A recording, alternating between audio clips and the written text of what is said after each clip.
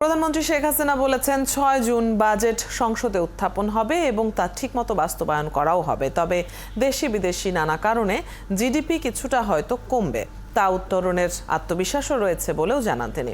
অর্থনীতি সমিতির ২২তম সম্মেলনে তিনি একথা বলেন।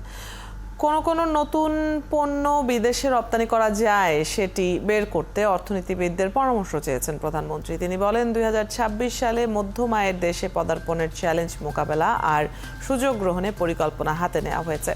আন্তর্জাতিক চাপ আর দেশের মধ্যে সহিংসতায় অর্থনীতির ওপর চাপ পড়েছে, সেজন্য বাজার তৈরি করতে মানুষের ক্রয় ক্ষমতা ও কর্মসংস্থান বাড়াতে হবে, তরুণদের হতে হবে উদ্যোক্তা। কোভিড-19 দেখা দিল, তার একটা অতিমারি অর্থনীতির উপর প্রচণ্ড চাপ, বিভিন্ন দেশে অর্থনৈতিক মন্দা দেখা দিল। কিন্তু বাংলাদেশে কিন্তু আমরা আমাদের অর্থনীতির গতিটা অব্যাহত রাখতে পেরেছিলাম। তখন আমাদের 5 ভাগ পর্যন্ত আমরা প্রবৃদ্ধি তুলতে পেরেছিলাম। এরপরে রাশিয়া ইউক্রেন যুদ্ধ, প্রতিটি জিনিসের দাম বেড়েছে। আমরা যে সমস্ত জিনিস বিদেশ থেকে আমদানি করতে হয়, আমাদের ডিজেল, পেট্রোল, আমাদের গ্যাস, সার, গম, প্রত্যেকটা জিনিসের দাম বেড়ে গেছে। সেই সাথে সাথে পরিবহন খরচ বেড়ে গেছে, তার ধাক্কাটা এখন এসে লাগছে আমাদের। এতদিন আমরা যেটা ধরে রেখেছিলাম, এখন সেখানে একটা আঘাত এসেছে। এই স্যাংশন, কাউন্টার স্যাংশন এগুলি যদি না হতো আর যদি যুদ্ধ না হতো, তাহলে হয়তো আমরা আমাদের স্মুথ গতিতে যেতে পারতাম।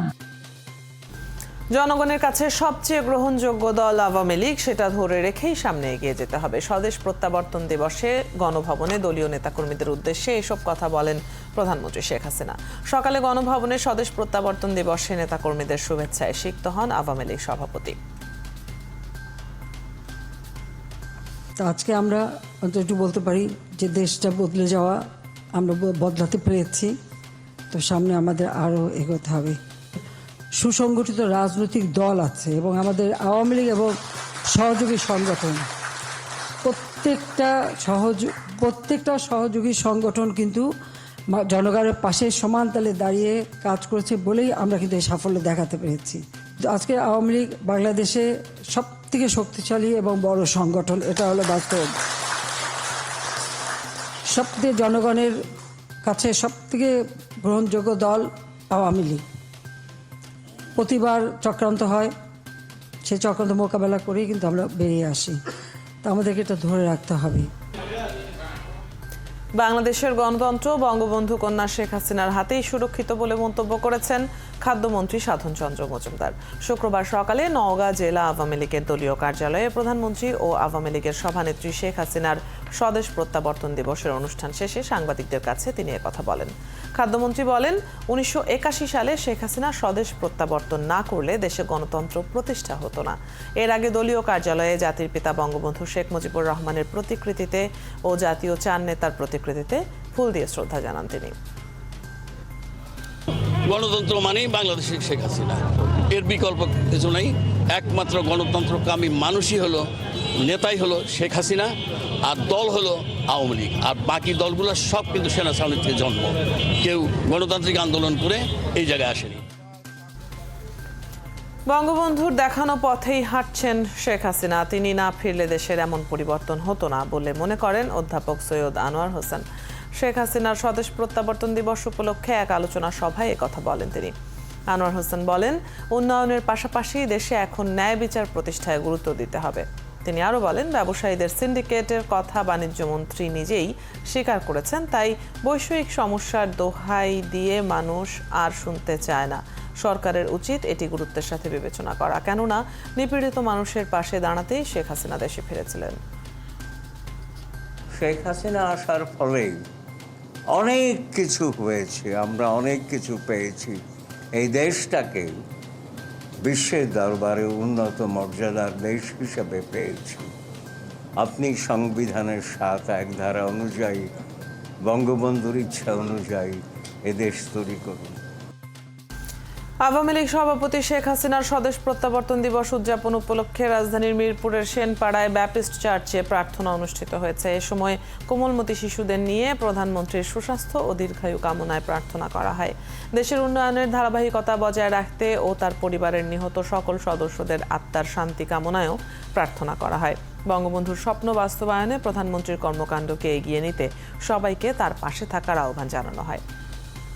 এদিকে বঙ্গবন্ধু কন্যার স্বদেশ প্রত্যাবর্তন দিবস উপলক্ষে খাগড়াছড়ি জেলা আওয়ামী লীগ অফিসে ছিল বিশেষ আয়োজন। কোরআন তেলাওয়াত সহ শেখ হাসিনা ও তার পরিবারের সদস্যদের জন্য বিশেষ প্রার্থনা করা হয়। এ সময় জেলা আওয়ামী লীগের দপ্তর সম্পাদক চন্দন কুমার দে, উপদপ্তর সম্পাদক নুরুল আজম উপস্থিত ছিলেন। পরিবর্তনশীল বিশ্বে সংসদ সদস্যদের তথ্য প্রদানে সহযোগিতা করতে Bangladesh institute of parliamentary studies সহায়ক ভূমিকা পালন করছে বলে মনে করেন বাংলাদেশ জাতীয় সংসদের স্পিকার শিরিন শারমিন চৌধুরী।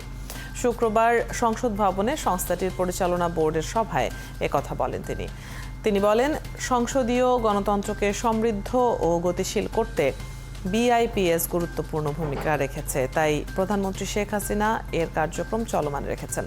সংসদ নিয়ে গবেষণা এবং গণতন্ত্রকে শক্তিশালী করতে সাংসদদের সহযোগিতায় এমন প্রতিষ্ঠান প্রয়োজন বলেও জানান স্পিকার। রোহিঙ্গা ক্যাম্পগুলোতে আরসার তৎপরতা নিষ্ক্রিয় করতে গোয়েন্দা নজরদারি বাড়ানো হয়েছে বলে জানিয়েছেন র্যাবের আইন ও গণমাধ্যম শাখার পরিচালক কমান্ডার আরাফাত ইসলাম। কারওয়ান বাজারে এক ব্রিফিংয়ে একথা বলেন তিনি। আরাফাত আরও বলেন, রোহিঙ্গা ক্যাম্পে নিরাপত্তা নিশ্চিতে স্থানীয় আইন শৃঙ্খলা বাহিনীর সঙ্গে যোগাযোগ অব্যাহত রেখে যৌথ অভিযানের প্রস্তুতি নিয়েছে র্যাব। এ সময় তিনি জানান, এলাকায় প্রভাব বিস্তারকে কেন্দ্র করেই পরিকল্পিতভাবে হত্যা করা হয় নড়াইলের সাবেক ইউপি চেয়ারম্যান শিকদার মোস্তফা কামালকে। 2022 সালে লিপন গ্রুপের সঙ্গে এক সংঘর্ষের পর এই পরিকল্পনা করে প্রতিপক্ষরা। এই ঘটনায় প্রধান আসামিসহ 4 জনকে গ্রেপ্তার করেছে র্যাব। পার্শ্ববর্তী দেশের যে অন্তর্ঘাতমূলক বিভিন্ন হামলা বা অন্তর্ঘাতমূলক বিভিন্ন ঘটনার প্রেক্ষিতে তাদের কাছ থেকে লুট হয়ে যাওয়া অস্ত্র আমাদের দেশে প্রবেশ করছে বলে এরকম আমাদের কিছু গোয়েন্দা তথ্য আমাদের কাছে থাকে, এবং এর জন্যই গতকালকের যে আপনারা অপারেশনটা দেখেছেন, যে রোহিঙ্গার 20 নম্বর এক্সটেনশন ক্যাম্পের পিছনে লাল পাহাড়ে আমরা অভিযান চালিয়ে বিপুল পরিমাণে অস্ত্র এবং গোলাবারুদ এবং সাথে 2 জন অপরাধীকে গ্রেফতার করেছি। জামাতুল আনসার ফিল হিন্দার সার্কিয়ার প্রধান অস্ত্র সরবরাহকারী আব্দুর রহিমকে গাজীপুর থেকে গ্রেপ্তার করেছে counter terrorism and transnational crime unit. দুপুরে ডিএমপির মিডিয়া সেন্টারে আয়োজিত সংবাদ সম্মেলনে সিটিটিসি প্রধান অতিরিক্ত কমিশনার আসাদুজ্জামান জানান, জঙ্গি সংগঠনটির প্রতিষ্ঠাকালীন সদস্য আব্দুর রহিম কুকি চীনের আস্তানায় ট্রেনিং শুরুর আগে থেকে সংগঠনটির জন্য প্রশিক্ষণ ও অস্ত্র সংগ্রহ করে আসছেন তিনি। বেশিরভাগ সময় পাহাড়ে অবস্থান থাকলেও আইনশৃঙ্খলা বাহিনীর তৎপরতার পর সমতলে এসে আত্মগোপনে চলে যান। পরে নাইঙ্গাংচড়ির গহীন পাহাড়ে অভিযান চালিয়ে একটি বিদেশি পিস্তল, 7টি দেশি অস্ত্র ও গোলাবারুদ উদ্ধার করা হয়েছে। তার অস্ত্রের উৎস বা অন্য কোনো নেটওয়ার্ক দেশ বা দেশের বাইরে আছে কিনা সেটা আমরা জিজ্ঞাসাবাদ করব। সংগঠনের নেতৃত্ব দেওয়ার মতো কেউ আছে বলে আমরা মনে করি না। এই সংগঠনের সকল শীর্ষ নেতাদের আমরা গ্রেপ্তার করেছি, সকল। দেশে প্রথমবারের মতো ডাক ও টেলিযোগাযোগ বিভাগ এবং তথ্য যোগাযোগ প্রযুক্তি বিভাগ সহ টেলিযোগাযোগ ও আইসিটি খাতের সরকারি ও বেসরকারি অংশীজনদের নিয়ে পালিত হচ্ছে বিশ্ব টেলিযোগাযোগ ও তথ্য সংঘ দিবস।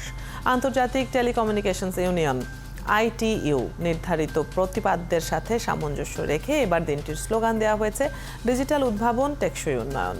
এই উপলক্ষে সকালে ওসমানী স্মৃতি মিলনায়তনে আলোচনা সভা ও বিভিন্ন প্রতিযোগিতার বিজয়ীদের মধ্যে পুরস্কার বিতরণ করা হয়েছে। 1973 সাল থেকে দিনটি আন্তর্জাতিকভাবে উদযাপন হচ্ছে। চলতি বছরেই আসছে ব্রডব্যান্ড ইন্টারনেট পলিসি। এর ফলে ব্রডব্যান্ড ইন্টারনেট সেবা দিতে গেলে অপারেটরদের সরকার নির্ধারিত ইন্টারনেট গতিসীমা অনুসরণ করতে হবে বলে জানিয়েছেন ডাক, টেলিযোগাযোগ ও আইসিটি প্রতিমন্ত্রী জুনাইদ আহমেদ পলক। রাজধানীর ওসমানী স্মৃতি মিলনায়তনে বিশ্ব টেলিযোগাযোগ ও তথ্য সংঘ দিবসের আলোচনা অনুষ্ঠানে তিনি আরও বলেন, AI নীতিমালা তৈরি করা হচ্ছে। এটা কার্যকর হলে অনলাইন প্ল্যাটফর্মে কোনো AI ভিডিও আপলোডের সময় AI জেনারেটেড ট্যাগ উল্লেখ করতে হবে। এছাড়া 2টো সাবমেরিন কেবল, 6টি ইন্টারটেরিস্টেরিয়াল কেবল ও বঙ্গবন্ধু স্যাটেলাইট মিলিয়ে বাংলাদেশ এখন টেলিযোগাযোগ খাতে জলে, স্থলে ও মহাকাশে অবস্থান করছে বলেও জানান আইসিটি প্রতিমন্ত্রী।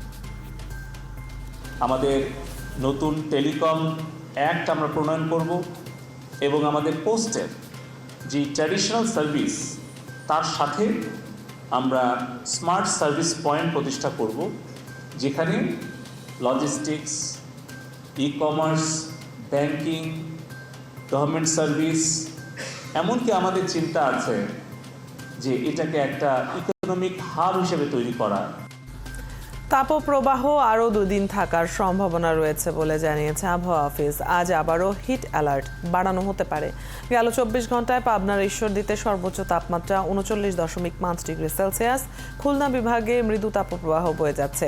আগামী 48 ঘন্টার মধ্যে সিলেট, ময়মনসিংহ, চট্টগ্রাম বিভাগের বৃষ্টির সম্ভাবনা আছে। 20 মে থেকে সারা দেশে বৃষ্টি হবে বলে জানায় আবহাওয়া অফিস। তখন সারা দেশের তাপমাত্রাও কমবে। মে মাসের দীর্ঘমেয়াদী পূর্বাভাসে 1 থেকে 2টি লঘুচাপ তৈরি হতে পারে, তবে তা ঘূর্ণিঝড়ে পরিণত হওয়ার জোরালো কোনো সম্ভাবনা নেই।